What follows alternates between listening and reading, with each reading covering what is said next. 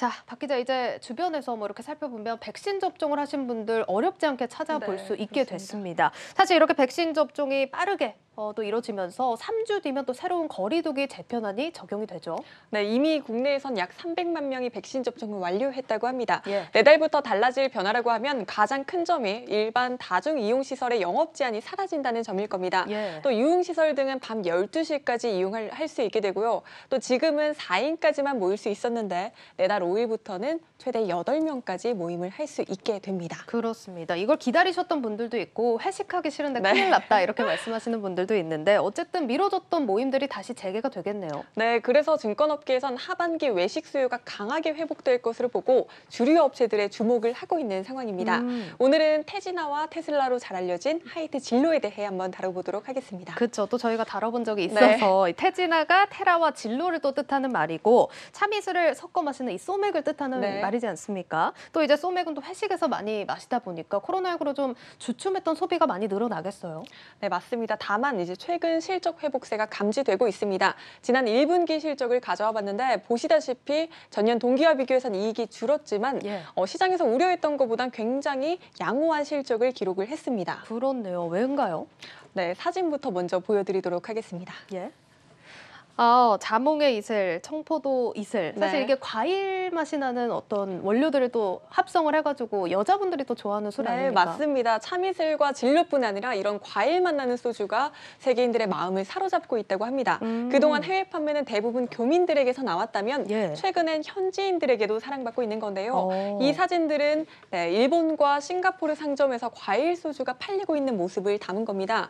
하이트 진로에 따르면 주요 수출국 대상으로 분석한 해외 현지인 음용 비율은 2016년 30.6%에서 지난해 69%로 2배나 증가했다고 합니다. 이게 사실 칵테일 같은 맛이어서 그런지 맞습니다. 외국인들 입맛에도 맞나 봐요. 네, 이런 소주들은 또 일반 술보다 가볍고 맛있잖아요. 특히 중국의 경우 젊은 분들이 이렇게 가볍고 맛있는 술을 좋아한다고 합니다.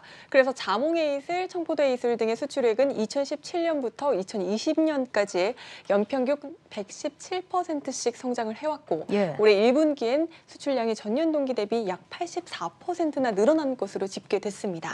이렇게 가벼운 또 주류 얘기를 하다 보니까 이제 코로나19 이후에 무알콜 음료도 또 성장하고 있다 이런 기사도 나오던데요. 네, 맞습니다. 마켓컬리가 올해 1월부터 5월까지 판매량을 분석한 결과 무알코올 주류 판매량이 전년 대비 4배나 증가했다고 밝혔습니다.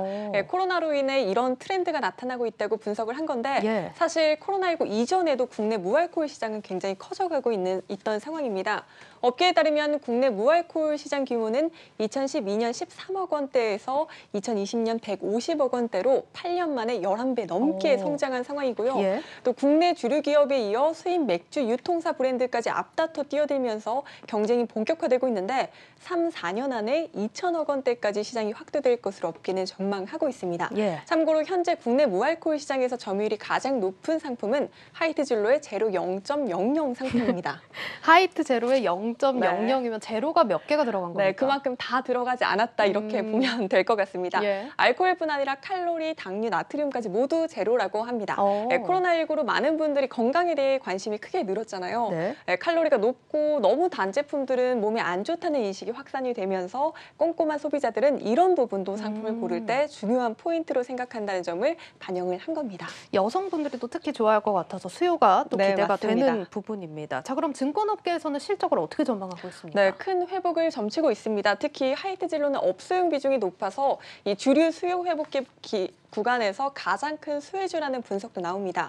키움증권은 주류 수요 회복은 하반기 백신 접종 이후 더 가팔라질 것이라며 하반기 업소용 채널 비중이 상승을 한다면 하이트 진로의 맥주 시장 점유율 상승세 추세가 다시 탄력을 받을 수 있다고 분석했습니다. 구체적으로 좀 수치로 확인해 볼 수 있을까요? 네, 벌써 2분기도 사실 끝나가고 있죠.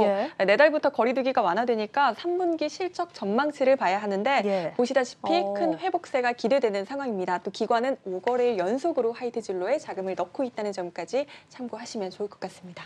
앞서 말해주셨듯이 세계인들의 사랑도 받고 있고 국내 회복도 점쳐진다 이렇게도 봐도 되겠네요. 네, 다만 투자 전 참고하셔야 할 리스크도 있습니다. 공정거래위원회는 오늘 박문덕 하이트 진로 회장을 검찰에 고발했습니다. 공정위는 매년 상호 출자 제한 기업집 기업 집단 등을 지정하기 위해 계열 회사와 친족 현황 등을 제출을 받는데 박 회장이 일감 몰아주기 등 사익 편취 규제를 피하기 위해 일부러 일부 회사의 친족을 누락했다고 판단을 한 겁니다. 그럼 이제 어떻게 사안이 진행되는 겁니까, 이게? 네, 지정 자료를 거짓으로 낸 경우 2년 이하의 징역이나 1억 5천만 원 이하의 벌금에 처해질 수 있습니다. 하이트진로 측은 검찰 조사에서 충분히 소명하겠다라고 밝혔으니까 향후 지켜봐야 할 것 같습니다. 예, 검찰 조사가 또 이뤄지는 만큼 사안 또 살피셔야겠습니다.